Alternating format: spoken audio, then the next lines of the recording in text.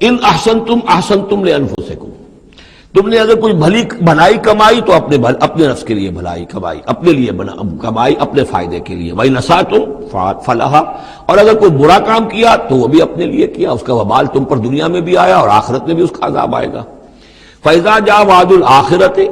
جب وہ دوسری مرتبہ کی وہ سرکشی اور تمرد اور شیطنت تمہاری اور تمہارا جو ہے دین سے برگشتگی کا دور آیا، تو دوسرے وعدے کا وقت آیا، لِيَسُوءُ وُجُوهَكُمْ، یہاں وہ الفاظ محذوف سمجھیے، بَعَثْنَا عَلَيْكُمْ عِبَادًا لَنَا أُولِي بَأْسٍ شَدِيدٍ، وہ گویا کہ الفاظ یہاں ریپیٹ نہیں کیے گئے، دوبارہ پھر ہم نے تمہارے اوپر ایسے زوردار لوگوں کو مسلط کیا، لِيَسُوءُ وُجُوهَكُمْ، تاکہ وہ تمہارے چہروں کو بگاڑ دیں، تمہارے حلیے بگاڑ دیں، وَلَيَدْخُلُوا الْمَسْجِدَ كَمَا دَخَلُوهُ أَوَّلَ مَرَّةٍ، اور وہ داخل ہوں مسجد میں، یعنی مسجد اقصیٰ میں، ہیکل سلیمانی میں، جیسے کہ وہ داخل ہوئے تھے پہلی مرتبہ، جیسے بے حرمتی کی تھی بیبیلونینز نے بیت المقدس کی اور ہیکل سلیمانی کی، ایسی ہی بے حرمتی پھر کی ہے ٹائٹس رومی نے سن 70 عیسوی میں اس ہیکل کی بھی، اور ہیکل کو مسمار کر دیا۔